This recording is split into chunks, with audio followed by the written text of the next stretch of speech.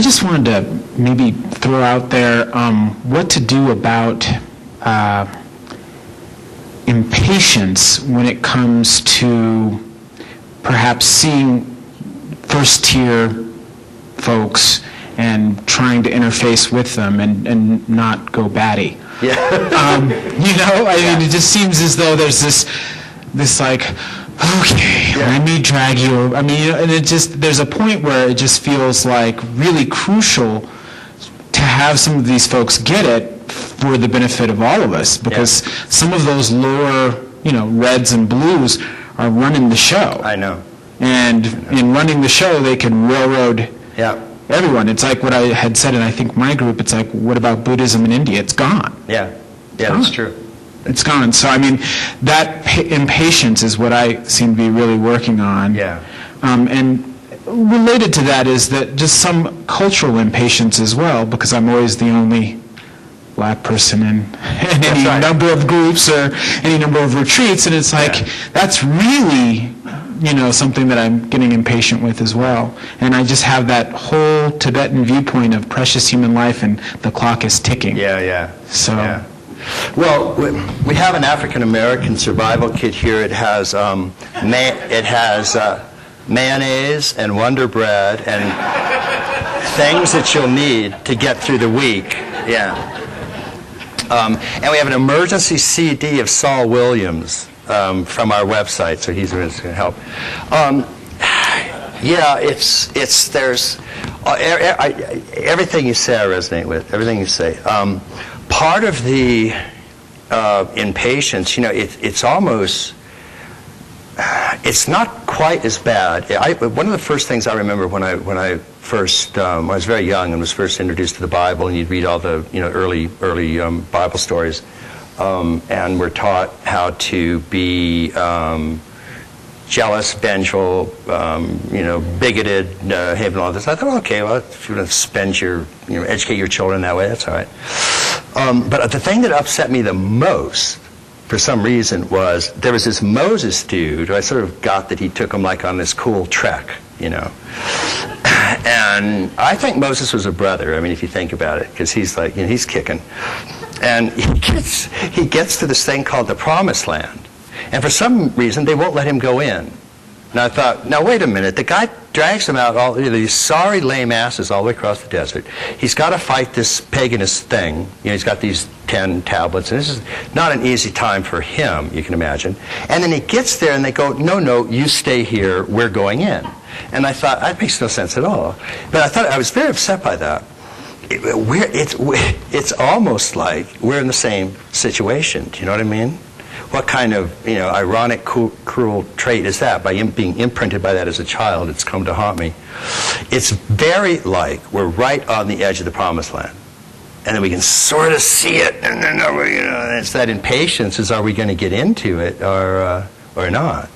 Now, I happen to think we are going to be able to move into it to a significant degree. I think there's signs of acceleration, as I said, that are very encouraging. In the meantime, there is an impatience. And there are a couple of ways to work with that. One is that it just increases, in a sense, a bodhisattvic